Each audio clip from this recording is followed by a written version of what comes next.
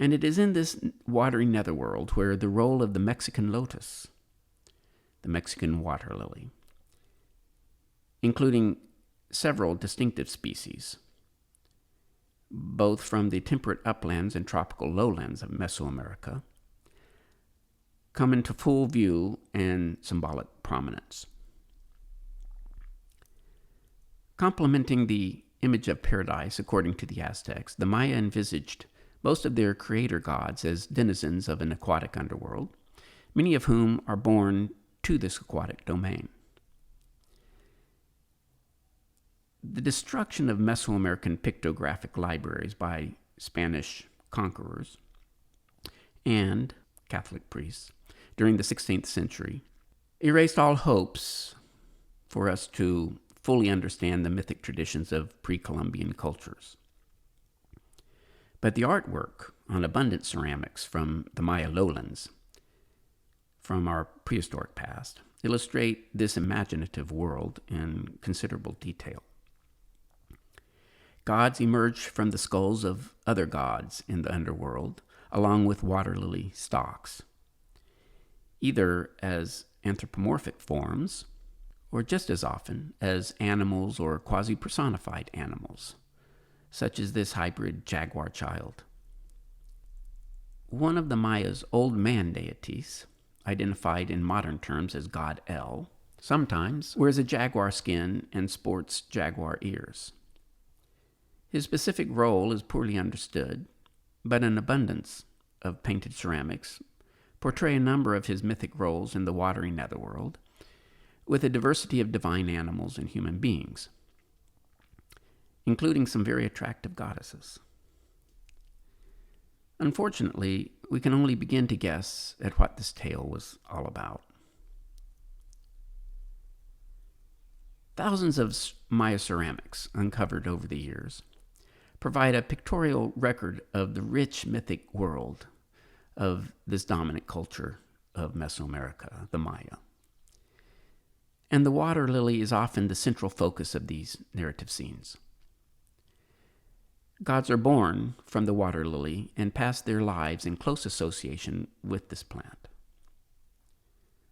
Or otherwise, they interact with other divine animals and beings that are similarly attached in inexplicable ways to this iconic plant, such as a crocodile god, or a lotus, or a snail god.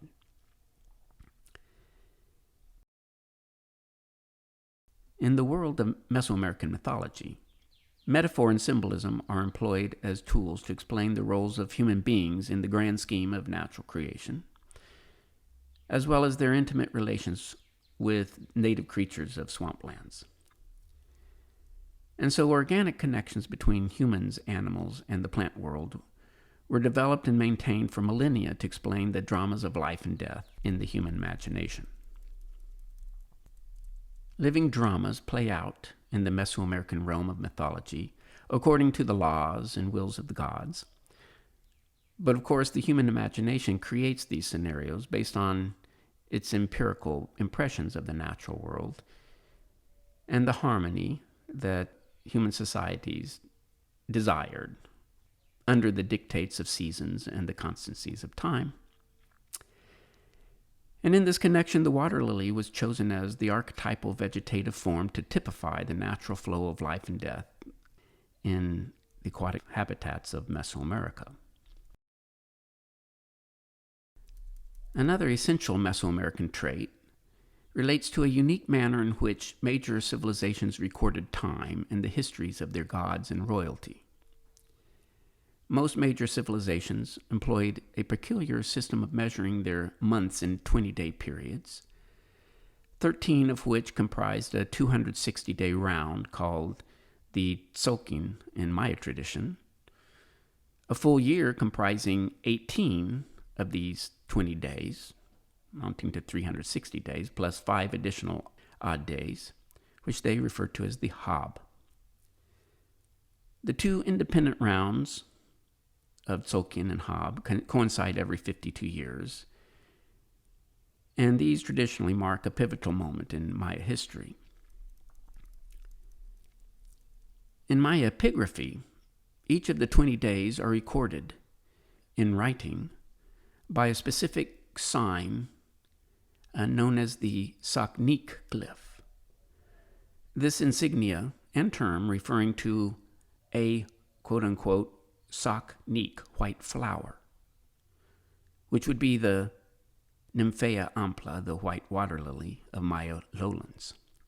The glyph for day 20, the last day of the 20-day cycle, in a week, is signified by a Saknik glyph with an infixed Emish sign. The Emish sign and term meaning water lily flower. And in like fashion, an alternative sign for the critical calendric number of 13 and the full Maya year sign, known as Tun, is a water lily serpent that bears a knotted flowering stalk and lily pad upon his forehead. So clearly, the natural cycles of water lily leaf development, flourition, fruition, and then disintegration throughout a year, symbolized for the Maya universal time. The water lily serpent was often worn as a headdress by aristocrats and priests, such as one king at Machaquila, Guatemala, whose ritual attribute, a headdress, represents a winged dragon that sits upon a stylized, budding lotus stalk and a water lily stalk bundler motif. The cosmic fish is often observed consuming the plant's large flowers. Interestingly, the Aztecs employed the same numerical calendric system to measure time, which they referred to as the tonalpoali, specifically day count. One of several insignias that they used to denote a full year is the so-called trapeze and ray motif, which comprises a horizontal bar suspended by two opposing legs and a pointed ray-like design that bisects and straddles the bar. The trapeze and ray motif. Among the celebrated ruins of Tula, Mexico, a modern Spanish name for Tolan, the paradise of the Aztec Empire, is located only 30 miles north of Teotihuacan. And here, a water lily deity by the name of Tlaloc dons the trapeze and ray motif on his head while disgorging a water lily from his mouth. So this disembodied head with a water lily carries, like the water lily serpent, a year sign. We take note of a knotted water lily stalk bundler positioned just below the god's flower, which is quite reminiscent of Maya symbolic practices. While this constellation of symbols is far removed in time and space from the water lily serpent of Machaquila, Guatemala, they come together to represent the same ideas in northern Mesoamerica with notable precision. It turns out the feathered serpent is one of the more ubiquitous and potent symbolic forms of ancient Mesoamerica.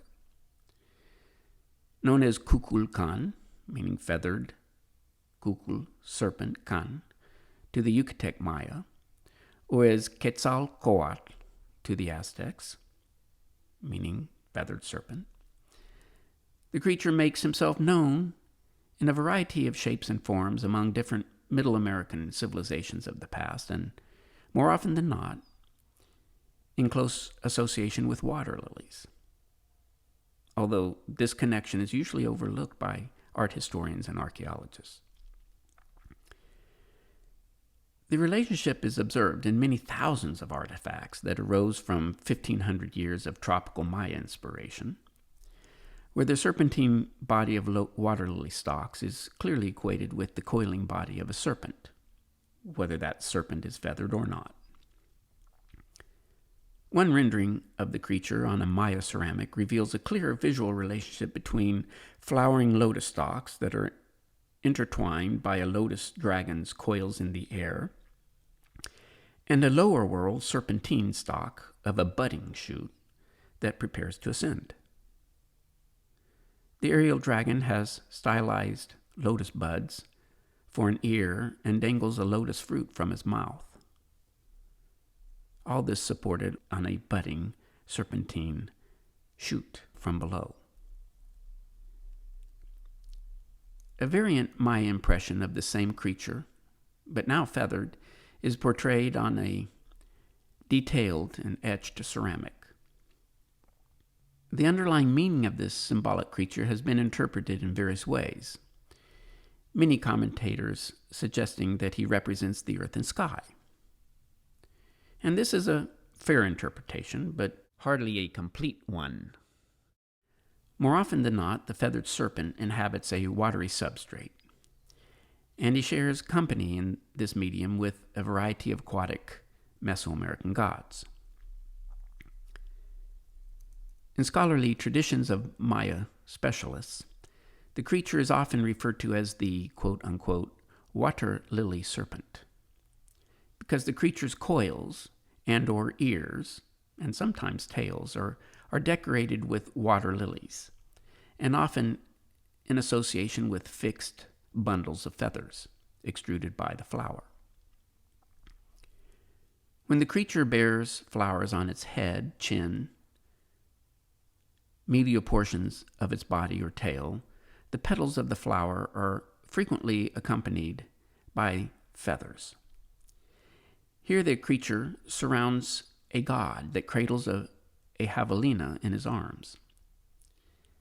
The serpent opens his mouth widely before an old Maya creator spirit known as Itzamna, and he wears the year cycle tune sign on his forehead with a lotus stalk bundler that is attached to a flower and lily pad.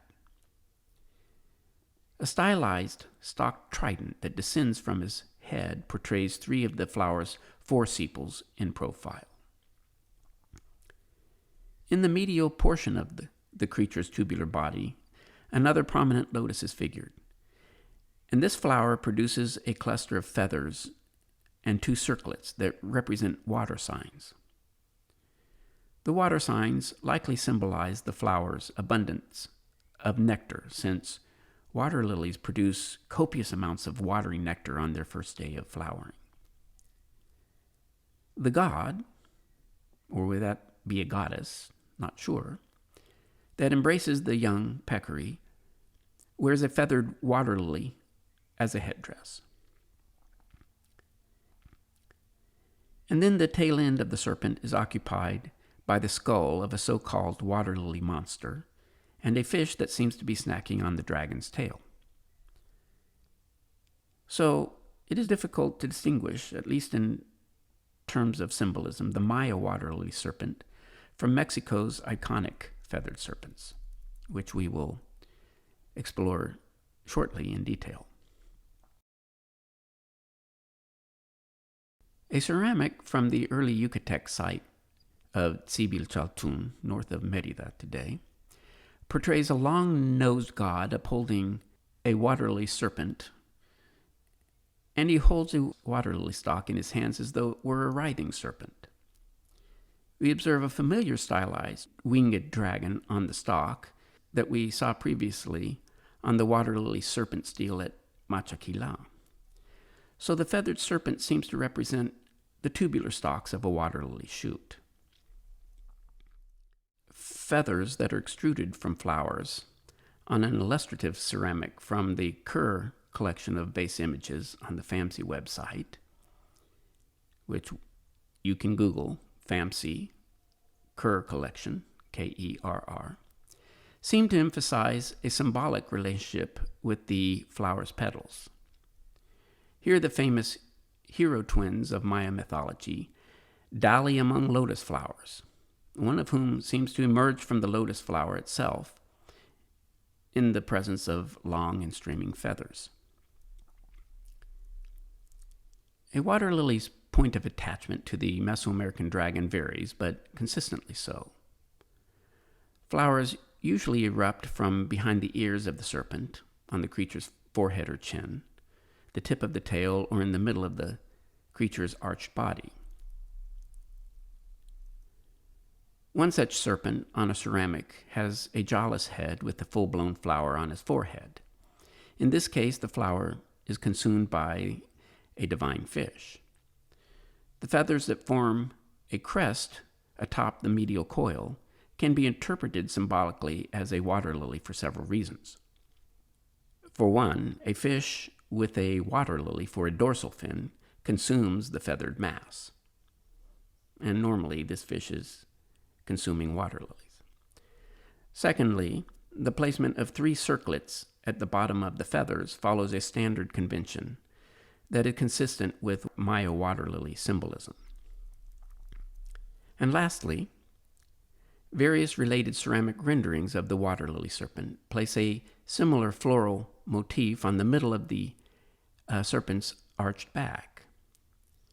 We note in this instance that the serpent also produces a water lily bud from his ear, and a water lily sprouts from the head of a terminal skull situated on the tail end of the creature.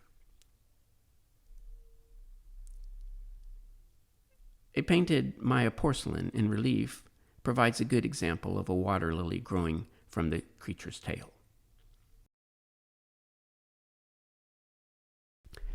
At Copan, large water lily trees of life embody kings, and these are decorated on their sides with the image of intercoiling serpent bodies that produce water lilies on their noses and their tails. Various iterations on a deity with a water lily bud headdress dangle from these serpents. Maya kings at Machiquila, as we noted earlier in Guatemala, often wore headdresses identified with the water lily serpent, as observed here, and with the earlier noted tune insignia and a stylized budding water shoot. That shoot has crossbars infixed along the water lily stalk, this being an insignia that is often associated with water lilies. Art historians share little agreement as to what the crossbars actually mean, but variations on the crossbars, such as the Maltese cross signs that flank a crossbar at the base of water lily stalks, is the Maya glyph for the word kan, which can mean either golden, precious, or serpent. This color sign is often fixed on the head of water lily serpents and water lily skulls, and likely relates to the garish yellow ovarian disc that shines in nectar when the water lilies bloom at the dawn of day. So many variations on this symbolic theme are encountered on Maya ceramic materials, and they come from many different sites. So the kan sign and crossbars are conventional symbols of the water lily flower among Maya sites. And as we shall soon see, they are encountered just as frequently in association with water lilies in the uplands of central Mexico. The Maya represented water lines of their aquatic netherworld in ceramic paintings by a thick red line, on which they often place variations on the cross motif, ostensibly to imply the opening of water lilies on the surface of the domain of the gods. Such is the case in this conflation of a water lily jaguar head with what is normally a water lily skull, anthropomorphic skull. The water lily serpent is often depicted as the veritable source of a number of important gods of the Maya pantheon.